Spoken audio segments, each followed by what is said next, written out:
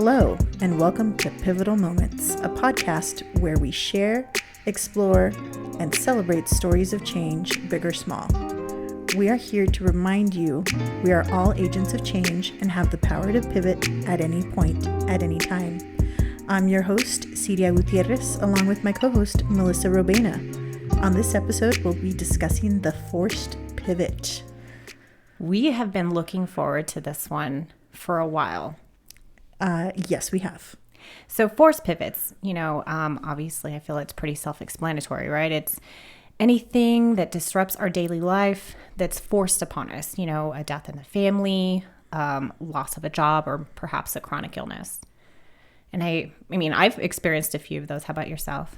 I've experienced a few of those items, but very, very minimal. I think part of what I've learned through just everything that we're going through and including researching for this podcast, that there are a lot of things that are going to hit in my life that have not hit yet. So like death of loved ones, like both of my grandparents, my grandfathers, both of them died when I was very young, but I didn't know either of them. So that personal effect on my life was not there. I could see the impact on my mom's life. I could see it kind of in my dad's life. For one, they both had to go to Central America for those funerals. And so there was like an actual disruption in our life. But other than that emotional impact and feeling that loss, I haven't had. Doesn't mean that I'm not going to. It just means I haven't had it yet. It's interesting because you talk about the emotional component. And I think I think we touched on it in the last episode about the need to really develop or process emotions in various stages in our life. And so forced pivots, although they can be painful and often are, right? Losing a job, losing a spouse, or, death of a parent, it forces us to grow emotionally. We have to make that choice to grow, right? But we have the choice to grow and to develop resiliency and strength of character through that. And it signals the death of something or the loss of something, but it also, if you look at it through a different lens, could be looking at it as a new beginning to something else. And with the examples that you just talked about, right? Like losing a job, you're not going to go back to that job. Like you lost that job. Somebody decided that they didn't want you in the company. It's part of what's happening right now with the economy and with the pandemic. Like these are real things that are happening to people, right? So you're going to have to adjust. Same thing with the death of a loved one. There's no going back. There's not something that you can go to remedy that or replace that person. You're going to have to try to find different ways of dealing with those things. And so even though I personally not have had those experiences, I have had other types of loss and struggles, because I know you mentioned resiliency and helping build that. I think you can build that through many different ways, even if it's not necessarily a forced pivot that's on you. Because when I was thinking about the forced pivot, I went in a different direction, which we'll talk about it a little bit more, because I think that you have a good understanding. And I know that you yourself have had a lot more personal loss in these forced pivot type items. Am I right on that? Yeah. And you mentioned how, the research that we do, and I do we keep for reader or listeners, what we do is we do our research, but we do it independently. And we don't necessarily share what we're going to be talking about in episodes. I don't like talking to her. And I don't like sharing stuff with her anyways. She's a big blabbermouth. So, and the reason being is because, I think that brings it to be more authentic, or dare I say organic, into the conversations. It makes for it. So, but I came across a really, I love quotes. I think they're so inspirational. And this is by Viktor Frankl. And for those of you who are not familiar with him, he is a Holocaust survivor and an author of, I think it's like A Man's Meaning to Life or something. I'm sorry if I completely butchered that, but he is an author. Look him up. Again, his name is Viktor Frankl. She said she did research, you guys. I didn't write down the name of his book. I wrote down the quote, which is, when we are no longer able to change a situation, we are challenged to change ourselves. And I think that when your back is up against a wall in a forced pivot, you have no choice. You can't change what's happening to you, but you can change how you respond to it. And to me, that's kind of what I've taken from his quote. Have you have you found that your response to a forced pivot has changed as you've, I don't know, aged? That's a good question. I think I have more empathy and I can see things from different perspectives. I think when I was younger, I could only see things from my perspective. It was all about Melissa. I mean, it still kind of is. But, I try to, stop looking at me like that. I try to look at things from other people's perspective and try not to think the worst case scenario, because I did growing up think that, if something happened, it must have been due to something I did. Well, it doesn't have to be due to something I did. It's out of my control. And so I think now I respond with more empathy and more compassion than I probably did in the past. What about yourself? I think that getting that perspective, that just shift in perspective and trying to get into that other person's shoes, I think that has made me just better at understanding the situation and my role in the situation. So, for instance, recently, we had several changes at the office, and just kind of really thinking, okay, how is this impacting me versus, okay, how is this impacting others? And so taking myself not out of the equation, but not being the main character, because we're all the main character in our lives, right? Mm-hmm. Everybody else is a supporting role, and maybe they'll get nominated for best guest episode or something. But right. Really, like, we're the stars of that. And so if you're able to just take yourself out and really look at it from their point of view, maybe that'll give you a better way to react to the overall situation. I also found mindset, and I'll explain more later when I talk about my particular forced pivot that I've chosen to talk about today. Mindset plays a huge role in how one's able to cope when facing a forced pivot or a forced change in one's life, because your mindset is either going to just keep you looking at everything negative and you're going to wallow and you're not going to be able to do anything. You're going to feel hopeless and find no solution to it. Or you can just say, okay, well, this fucking sucks, but what good can come out of this? And so to me, I think as I've gotten older, for me, it's all about mindset. What mindset are you bringing into this situation to kind of help you muddle through the mess? And so when you're talking about mindset, are you bringing in like a growth mindset versus whatever the opposite is? Deficit mindset. Yeah. So, I mean, if all you're looking at is what's wrong, I mean, don't get me wrong. And again, we'll talk about this later, which is, of course there's going to be a loss of something. And so to say, well, I'm not saying to not do that, to not grieve the loss of a loved one, or not to feel sad about losing your job. That's not what I'm saying. But looking at, okay, what can I control, and what opportunities or benefits are ahead of me, and how can I start to like capitalize on those? Mm-hmm. And I get that, and I think the risk with focusing too much on mindset is going to be that pressure of you getting over it. And I think that we as Americans need to give people that space to feel whatever it is that they're feeling. They need to have that space to grieve. They need to have that space to say, you know what, this sucks. Yeah, I fucking lost my job. This sucks. Absolutely. But the problem is getting stuck in that, because I think a lot of us can get stuck in that. And that's what I'm saying is like, I'm not saying don't grieve the loss of your loved one, and that's going to stick with you for years, right?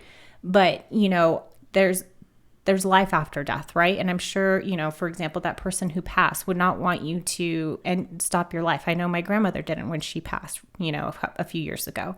She would want us to continue living and remember her for the wonderful life that she lived, right? And so I 100% agree with you. I think feel it. Feel whatever emotion arises, whether it's grief, loss, anger, whatever it is. But don't spend too much time in there. It's easy to do that. And I think, a lot of us have kind of been stuck in there. But the question is, well, what is enough time? I think that depends on the situation. And I think the person knows. Mm-hmm. Well, I think some people are going to run away from it really fast and be like, I'm not going to deal with this. I'm going to go and, fill my calendar, which is something we've talked about. We're both pretty busy that bodies. Was completely my MO. Mm-hmm. I would...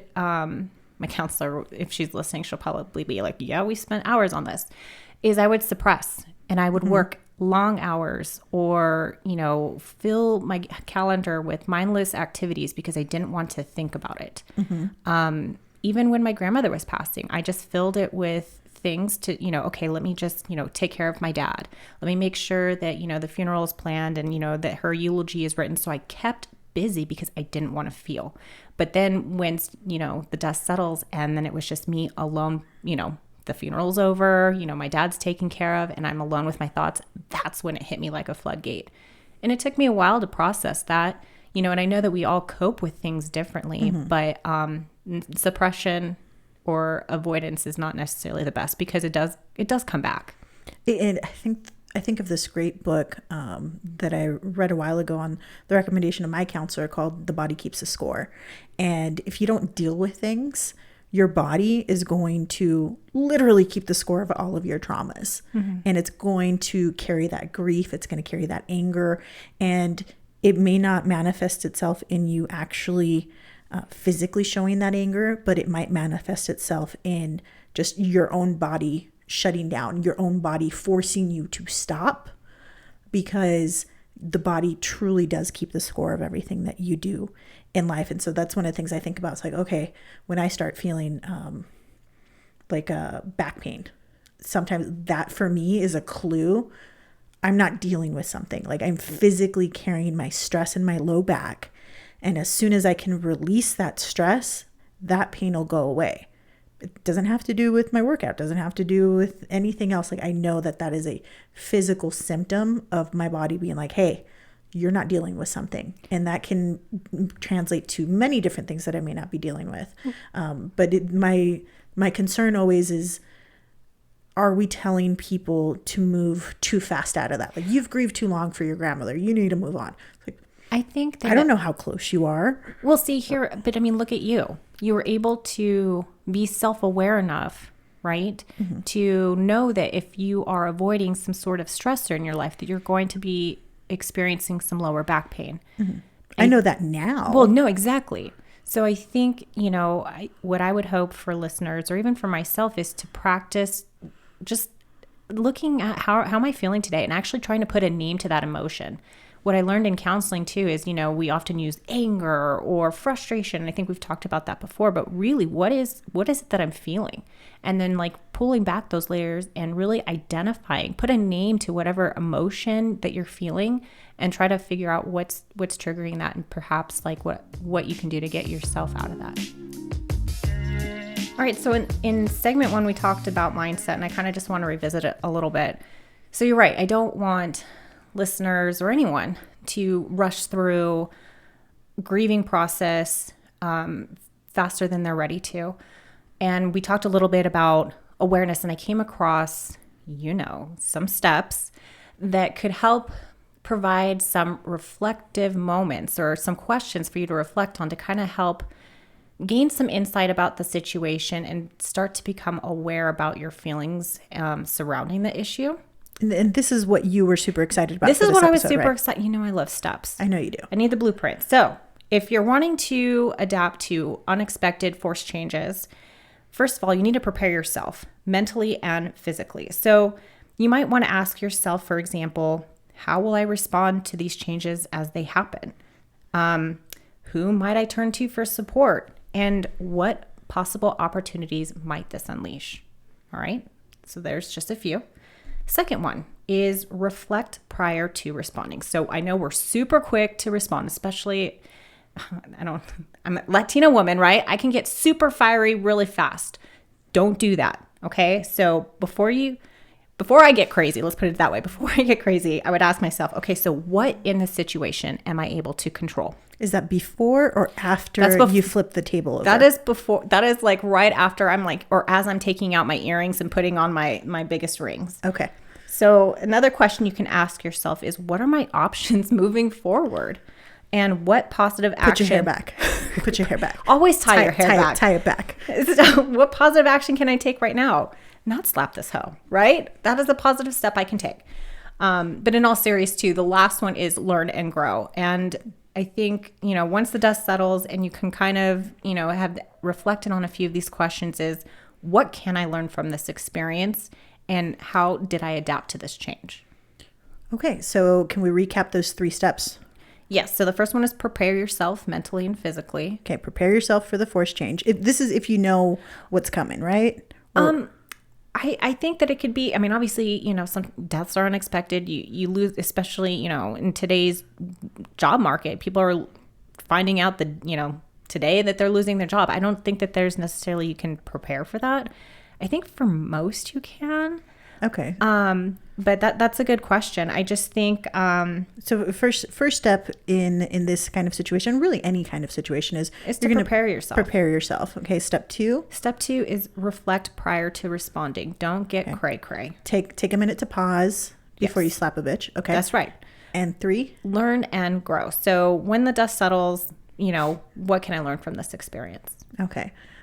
That's really interesting. And we loosely script our series here. We don't talk about every single word that's going to come out, but I think it's really funny that we went to violence with our examples on there about slapping a bitch because, we're marked as explicit. But that's all due to you, though. I hardly cuss. I'm an angel. Oh, okay. Sure you are. But what's interesting with that is that when we were getting ready to do this episode, I was reading a book that got me super excited about the force pivot. In fact, I started our notes for this episode like 3 episodes ago because I was like, I have to talk about this. You've been talking about this nonstop. Can you just get it out already? I have been talking about this. I've been so excited about this because it is looking at a forced pivot through the lens of when we try to force people into a certain situation. So without further ado, here's what I'm going to talk about. The Scared Straight program.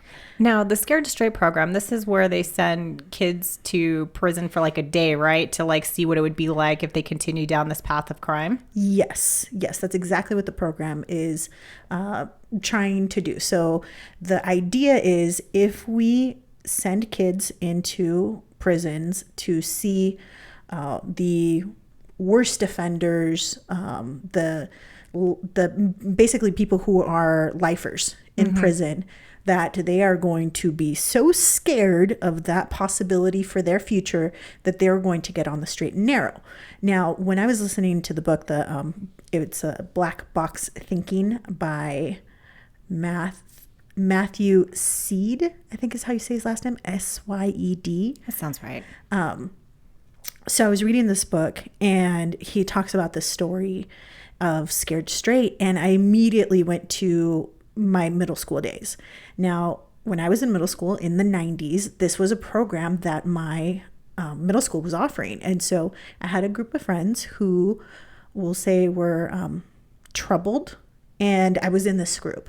And so based on your diary excerpts from last time, I'm not surprised that this is the kind of group nobody's surprised by this. Ron is not surprised by this. I love you, Ron. You were not part of the troubled teens group. You were my good influence friends. Oh, God. So we had this program, and the counselor was like, oh yeah, everybody's going to go of this group of friends. So it wasn't all of my friends, but it was definitely this group of basically young women who were troubled. We had troubled households, troubled upbringings. There was drug addictions. There was lots of different things going on. And mind you, I'm trying to remember if it was 7th or 8th grade. Either way, it was in middle school. And I remember that my mom would not sign off on the paperwork. And so even though people are touting that this is going to be a good thing for everybody's talking about it, and the counselor's like, no, like it's really important that Siria go. And my mom's like, nope, my daughter does not need that. So my mom did not sign off on it. And so, imagine your friends are going on a field trip. No, a field trip to prison. Okay, can we put it in context? A field trip to prison. You really had FOMO for not going to prison with them? Yes. Of course you did. Yes, I had FOMO because my friends weren't going to be there, and I was not going to have this experience with my friends. And so that's why when he starts talking about this program, I was like, I know about this program. What is he talking about? Like, I perked up, was like, tell me more about this.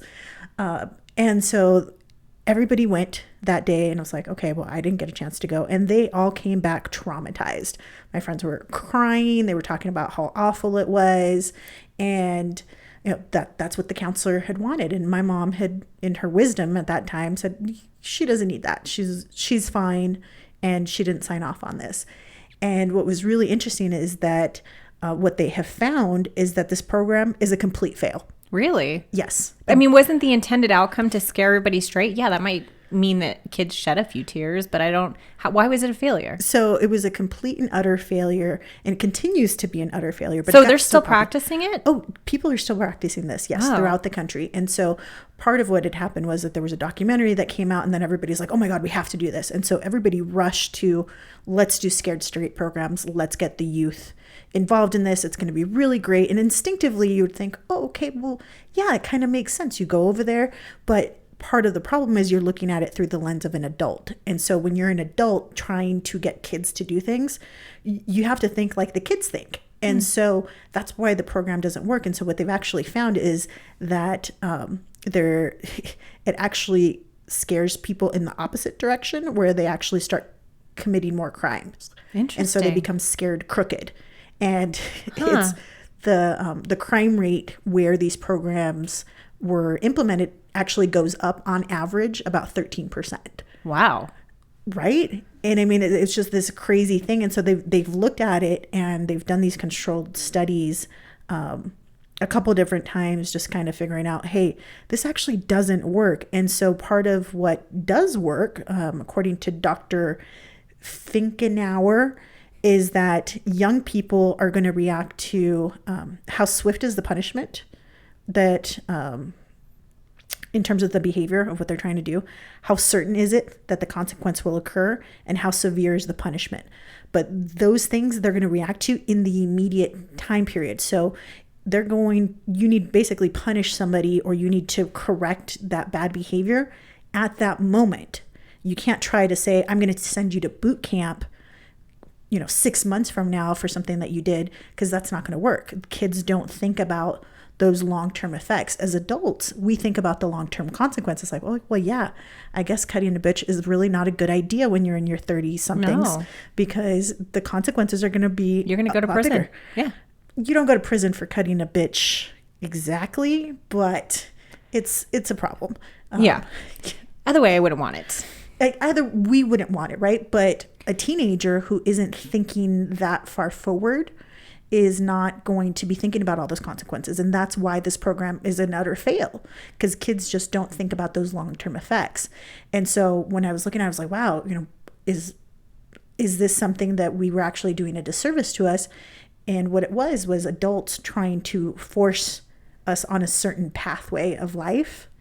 And I turned out okay, considering everything else that I had going on in my whole life. I'm fantastic. Your diary says different. But I find this to be really interesting, because in segment 1, you had asked me a question about how I handle force pivots now. And we talked a little bit about, as we've gotten older, I'm able to kind of see things through other people's lenses. It sounds like for this program, no one thought to look at it from the lens of a child that's being sent to prison. Because I've seen the shows. I think it used to be on A&E.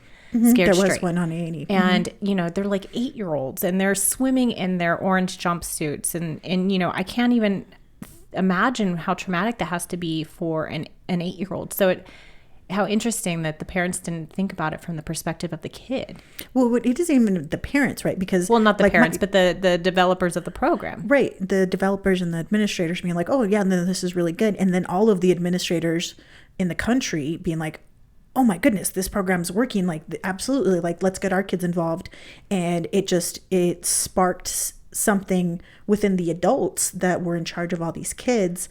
And it just spread through the US, and everywhere you had it. And so when this program was at its peak is when I was in middle school. And so I was looking at it, I was like, wow, this is really interesting. And now with the lens of time and everything else that we know, knowing that actually didn't work. And I don't know if my friends were better off because they went to it or not. I don't know that I'm better off because I didn't go to it. I just remember it being an event that I couldn't go to because, my mom was being super unreasonable. Oh my God. FOMO for not going to prison. You are a strange person. I don't deny this. I never have. So I find that to be so interesting. Do you think that there's anything that that parents or even administrators, like looking back. So I guess in other words, what I'm trying to say is it's interesting. Here's the forced pivot that parents, administrators are forcing upon kids with good intentions, but the outcomes obviously are not that, right? They were terrible. Right. And so I think that that's really, when I was thinking about forced pivots, I was thinking about these unintended consequences. This was coming from a good place. I don't think that the administrators at my middle school were, trying to traumatize my friends. I don't think that they were trying to do this out of any kind of malice or anything else. They just didn't know. Right. And so I think a lot of times we think we know best, especially as adults, right? Like there are so many things that we do know better because we've been through it. We have experience. But sometimes you have to let people run their own course instead of you trying to force them into a specific lifestyle or a specific decision, because you don't really know what the unintended consequences of that forced pivot that you're trying to make on them. You don't know what that long-term effect is actually going to be. Dear listeners, we want to hear from you. Have you noticed your mindset has shifted with age? Were you a part of the Scared Straight program? Have you experienced unexpected consequences from a forced pivot? Let us know at facebook.com/Pivotal Moments HQ. You can also find us on all the things, Instagram, Twitter for our behind the scenes footage. We also have full-length episodes up now on our YouTube channel for you to enjoy. We want to thank our producer and music director, Ron Johnson. This has been an Astronomicus DMR production. Thank you for listening. Remember, it's never too late and you're right on time.